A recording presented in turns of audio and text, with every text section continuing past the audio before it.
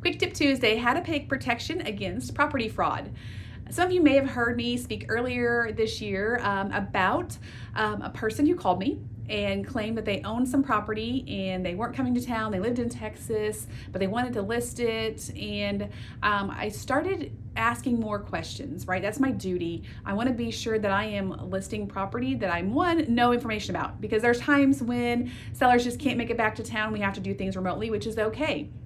However, I also need to get more information from them, right? Because I'm not going to have that one-on-one on the property with boots on the ground with them. But most importantly, I've been trained to make certain that the person I'm talking to is the true owner. And in this instance, after I did research and independently reached out to the owner of record with the phone number that I found, it was not the same phone number that I had been given. It was not the same voice, and it surely wasn't the same person, because they had no intentions of selling their property and they were quite distraught about that.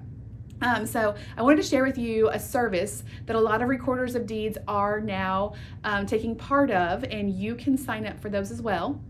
But it gives you an alert when there has been a deed recorded on your parcel of land at the recorder's office, okay?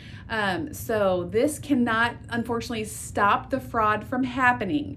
I do want to make that very, very clear that recorders of deeds, they have to record legal documents if they meet the certain state requirements. Like, they don't have a choice. But what they can do is they can report that activity, and that way you can determine whether it's suspicious, fraud, or if it was genuinely you getting a loan or making a transfer of that property. So it just is a notification so that you can take action quicker rather than later.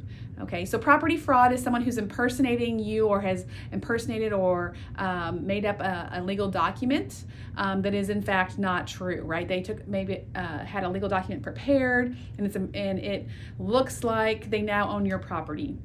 And so that's what we're trying to prevent from happening, because it's happening quite frequently. And in a case that I am aware of, this happened on a property that ended up being sold. So the scammer ended up getting the funds. A new buyer thought they had purchased the property. A little time lapsed after they had purchased it, and then they decided to build a home on the property. The sellers, or the true owners, came to town to visit family, saw this property that they owned with a home going up on it, and going, "What is going on? Why are you building on my property? I own this land." And the buyer was like, "No, I own this land." So it ended up being a very bad situation that had occurred. I'm not 100% sure what the outcome was, but the quicker you can catch any potential fraud, the easier it is to be able to get that remedied. So if you are wondering also why title companies have gotten a little bit more strict about remote closings and insisting on mobile notaries, this is why. This is a happening that's occurring all over the United States, and I know several agents who have been scammed with listings that have not been the true owner. So we want to take precautions when we can.